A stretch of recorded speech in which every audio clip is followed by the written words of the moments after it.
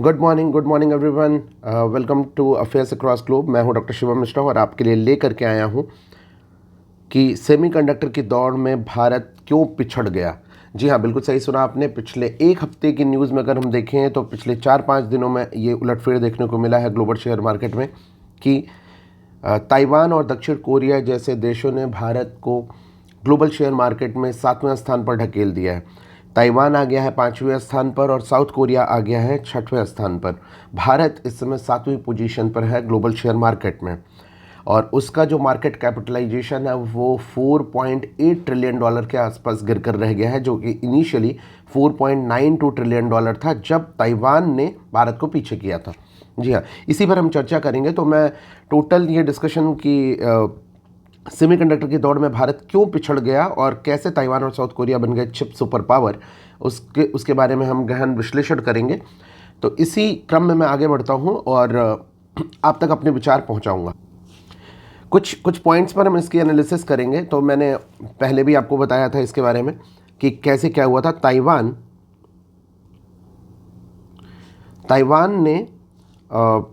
की एक कंपनी है, ताइवान सेमीकंडक्टर मैन्युफैक्चरिंग कंपनी, जिसने कि पिछले काफ़ी दिनों से सेमीकंडक्टर चिप्स के ऊपर इन्वेस्टमेंट किया और उसकी मैन्युफैक्चरिंग की। ये वर्ल्ड की लार्जेस्ट सेमीकंडक्टर मैन्युफैक्चरिंग कंपनी है। Taiwan semiconductor manufacturing company in terms of semiconductor chips manufacturing world की ये लार्जेस्ट कंपनी है। सिमिलरली अगर हम साउथ कोरिया की बात करें तो साउथ कोरिया की Samsung Electronics and SK Hynix, ये दो कंपनी लीडिंग मैन्युफैक्चरिंग कंपनीज हैं in terms of semiconductor chips. आजकल डेटा विश्लेषण, डेटा एनालिटिक्स एंड एआई के बढ़ते फीचर्स के दौर में, data analysis and data analytics and AI के बढ़ते फीचर्स के दौर में हाई बैंडविड्थ मेमोरी की सेमीकंडक्टर चिप्स की बहुत ज़्यादा रिक्वायरमेंट होती है। क्यों होती है? क्योंकि जो हमारे एआई सर्वर्स होते हैं, एआई सर्वर्स के लिए हमें हाई बैंडविड्थ मेमोरी की सेमीकंडक्टर चिप्स की ज़रूरत पड़ती है और ये सेमीकंडक्टर चिप्स ताइवान और साउथ कोरिया जैसी कंट्रीज़ में ही मैन्युफैक्चर हो रही हैं। इसी कारण से ग्लोबल शेयर मार्केट में एक बहुत बड़ा उलटफेर या उथल पुथल देखने को मिल रहा है, क्योंकि जो हमारे ग्लोबल इन्वेस्टर्स हैं they are more attracted towards these chip manufacturing giants। तो जो हमारे ग्लोबल इन्वेस्टर्स हैं वो एआई चिप्स बनाने वाली कंपनीज या कंट्रीज़ की तरफ अपना रुख करना है। अब मैं विश्लेषण करूंगा, कुछ 6 पॉइंट्स में इसका विश्लेषण करूंगा। तो इनिशियली होता क्या है कि एक बहुत बड़ा बदलाव देखने के लिए मिल रहा है। बहुत कम ही हफ्ते के अंदर, कुछ ही सप्ताह के अंदर में पहले ताइवान और फिर साउथ कोरिया ने बाजार के यानी मार्केट कैपिटलाइजेशन के मामले में भारत को पीछे कर दिया। कुछ दिन पहले भारत दुनिया का 5वां सबसे बड़ा शेयर मार्केट था, अभी वह 7वें स्थान पर आ गया। ये केवल शेयर मार्केट की कहानी नहीं है, जबकि अगर हम देखें तो ये टेक्नोलॉजी वाइज मैन्युफैक्चरिंग जो हमारी इंडस्ट्रियल पॉलिसीज़ हैं, जो हमारा रिसर्च है, उन सब और नेशनलिटी के भी अगर पॉइंट ऑफ व्यू से मैं देखूं तो ये भारत अभी थोड़ा सा पिछड़ गया है। भारत की तुलना में ताइवान और साउथ कोरिया की आबादी तो बहुत ही कम है, ये हमें पता है, क्योंकि इंडिया इज़ हाईएस्ट जो पॉपुलेशन है वर्ल्ड की वो इंडिया में रिलाई अपॉन कर रही है। हम ही यंग जो सबसे ज़्यादा यंग लोग रह रहे हैं, जो बिलो 35 की एज के लोग हैं, वो अभी इंडिया में हैं। ताइवान की जो आबादी है वो करीब करीब अभी 2.3 करोड़ के आसपास है, एंड साउथ कोरिया भी 5.1 करोड़ के आसपास है, जबकि भारत की आबादी 145 करोड़ के आसपास है। फिर भी इन लोगों ने इस समय क्या है, ऐसी इंडस्ट्री और ऐसी टेक्नोलॉजी डेवलप कर ली है जिस पर जो ग्लोबल इन्वेस्टर्स हैं उन्होंने इसके ऊपर अपनी डिपेंडेंसी या इसके ऊपर अपना कॉन्फिडेंस दिखाया है। ताइवान का सबसे बड़ा कारण उसका सेमीकंडक्टर मैन्युफैक्चरिंग उद्योग है।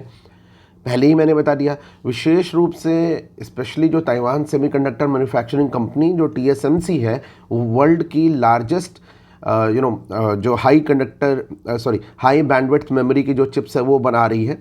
आर्टिफिशियल इंटेलिजेंस, डेटा सेंटर्स यानी क्लाउड कंप्यूटिंग, स्मार्टफोन और जो हमारी जो डिफेंस टेक्नोलॉजीज़ हैं उसमें भी जो आर्टिफिशियल इंटेलिजेंस का बढ़ता हुआ रोल है, इस क्रम में TSMC बहुत बड़ा हिस्सा बनती है।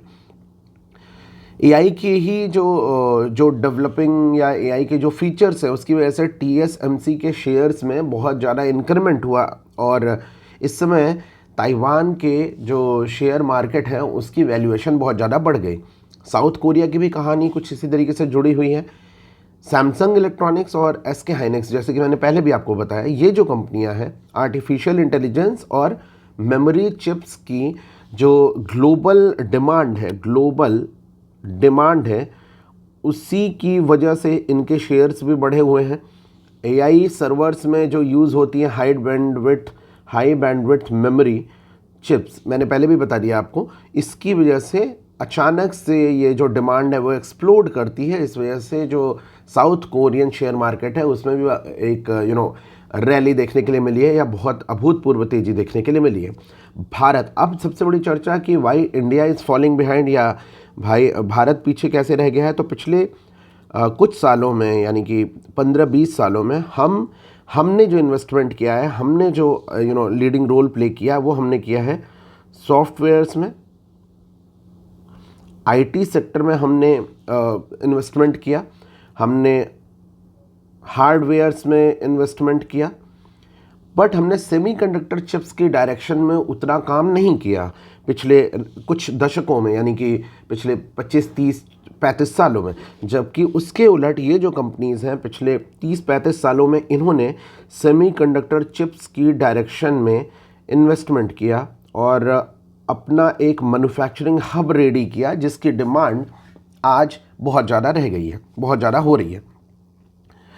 भारत के पास अभी इस समय वैश्विक स्तर पर देखें तो ऐसी लीडिंग टेक्नोलॉजी हम लोगों ने नहीं डेवलप की है जिसकी डिमांड वर्ल्ड के जो ग्लोबल इन्वेस्टर्स या जितनी भी हमारे देश हैं उनमें बहुत ज़्यादा हम सप्लाई कर रहे हैं बाय द मैन्युफैक्चरिंग। दूसरा जो एक बहुत बड़ा रीज़न दिख रहा है मेरा, पहला रीज़न तो ये हो गया कि हमने क्या किया कि हम एक सोल्यूशन प्रोवाइडर या हमने सर्विसेज प्रोवाइड की। फर्स्ट पॉइंट ये हो गया। सेकंड पॉइंट है जो R&D में इन्वेस्टमेंट है, रिसर्च एंड डेवलपमेंट में जो इन्वेस्टमेंट है, वहाँ पर हम थोड़े से कम रह गए हैं। जो ये कंट्रीज़ हैं इन्होंने R&D में निवेश किया, जैसे दक्षिण कोरिया अपने GDP का करीब 5% के आसपास इन्वेस्टमेंट करता है, और ताइवान भी करीब 4% के आसपास इन्वेस्टमेंट कर रहा है। भारत का R&D का जो रिसर्च एंड डेवलपमेंट का जो इन्वेस्टमेंट है वो अभी भी करीब अप्रॉक्सीमेटली 1 के आसपास ही लाई कर रहा है, 1 से 2 के बीच में लाई अपॉन कर रहा है। तो ये एक बहुत बड़ा कारण हो गया। इन्होंने इन्वेस्टमेंट किया, इन्होंने टेक्नोलॉजी डेवलप की, पैटेंट डेवलप किए, और बहुत सारी हाई वैल्यूएशन की जो इंडस्ट्रियल जो अपनी कैपेबिलिटी है उसको बढ़ाया। तीसरा एक बहुत बड़ा कारण जो दिख रहा है वो है मैन्युफैक्चरिंग सेक्टर।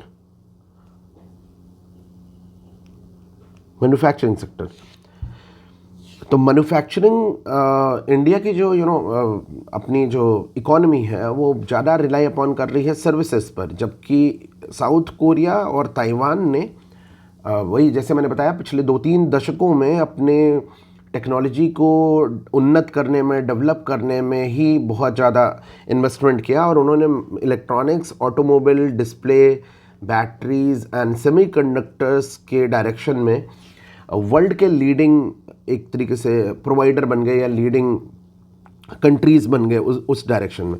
फोर्थ एक बहुत बड़ा कारण जो दिख रहा है, जो कि शेयर मार्केट में उलटफेर दिख रहा है, इसका बहुत बड़ा कारण है ग्लोबल इन्वेस्टर्स को अट्रैक्ट करना।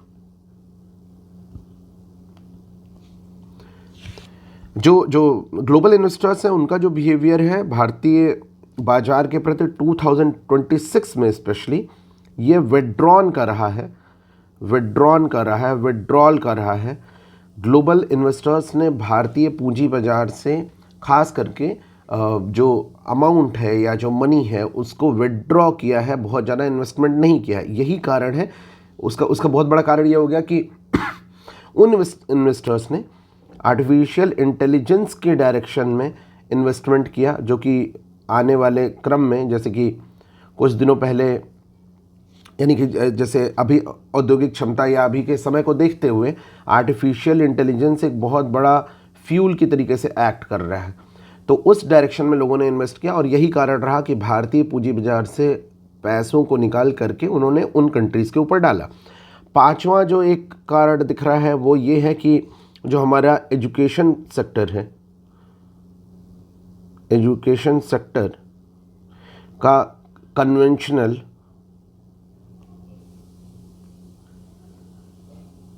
सिस्टम, जो हमारा एजुकेशन सेक्टर का ढांचा है, जो हमारा बना हुआ है इंफ्रास्ट्रक्चर, वो कंपैरेटिवली इन कंट्रीज़ के प्रति, जैसे दक्षिण कोरिया ने पिछले यानी 70s 80s के टाइम से ही engineering, electronics and high technology education के ऊपर अपना ध्यान ज़्यादा केंद्रित किया।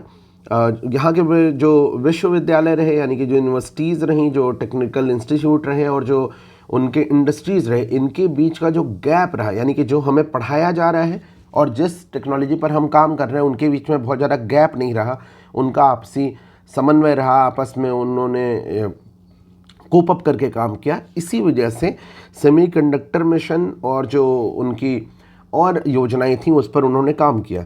लेकिन भारत में यह प्रयास थोड़ा सा अपेक्षाकृत कम रह गया।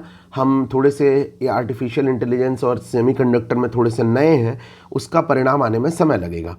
हालांकि ये निष्कर्ष निकालना कि भारत बहुत ज़्यादा पीछे रह गया, ये थोड़ा सा गलत होगा। हम ऐसा नहीं कर सकते। हम बाकी डायरेक्शन में हम अस्थायी रूप से पीछे नहीं हैं, हम काफ़ी डायरेक्शन में बहुत अच्छा कर रहे हैं। जैसे हमारे पास एक बहुत लार्ज ग्लोबल मार्केट है, जो डोमेस्टिक मार्केट है। इसके बाद हमारे पास यूथ जो है, यूथ की जो जनसंख्या है, जो युवा जनसंख्या है, वो सबसे ज़्यादा है। इसी तरीके से जो डिजिटल पेमेंट के मामले में हम लोगों ने जो एक रेवोल्यूशन क्रिएट किया है वो बहुत बड़ा है। थोड़ा सा हम अपने इंफ्रास्ट्रक्चर में अगर इन्वेस्टमेंट करेंगे और थोड़ी सी अपनी मैन्युफैक्चरिंग सेक्टर को आगे लेके जाएंगे तो भारत भी बहुत पीछे नहीं है। भारत आने वाले ही कुछ वर्षों में इन कंट्रीज़ को लीड कर सकता है, आगे जा सकता है। थोड़ा सा समय लगेगा क्योंकि हम सेमीकंडक्टर और आर्टिफिशियल इंटेलिजेंस की डायरेक्शन में थोड़े से नए हैं। सबसे महत्वपूर्ण बात यह है कि ताइवान और दक्षिण कोरिया की जो सक्सेस है वो भी हमें एक तरीके से एक बहुत बड़ा मोटिवेट करती है या बहुत बड़ा एक मैसेज देती है कि 21st सेंचुरी में अगर हम एक बहुत बड़े पॉपुलेशन के लोग हैं या हमारे पास सबसे बड़ी यूथ की पॉपुलेशन है तो केवल यही केवल काफ़ी नहीं है इस चीज़ के लिए, जबकि हमारे पास knowledge, research and development, patenting, नए AI एंड नई डायरेक्शन में जो आने वाली फ्यूचरिस्टिक टेक्नोलॉजी होगी, जो मोर डेवलप्ड आर्टिफिशियल इंटेलिजेंस होगा, उस डायरेक्शन में अगर हम इन्वेस्टमेंट करेंगे और उसके ऊपर हम कंट्रोलिंग करेंगे तो we can be one of the leading country in the world. तो ये मेरे विचार थे और हमें अगर वैश्विक महाशक्ति बनना है तो हमें इन डायरेक्शन में काम करना होगा। Thank you so much. Have a nice day.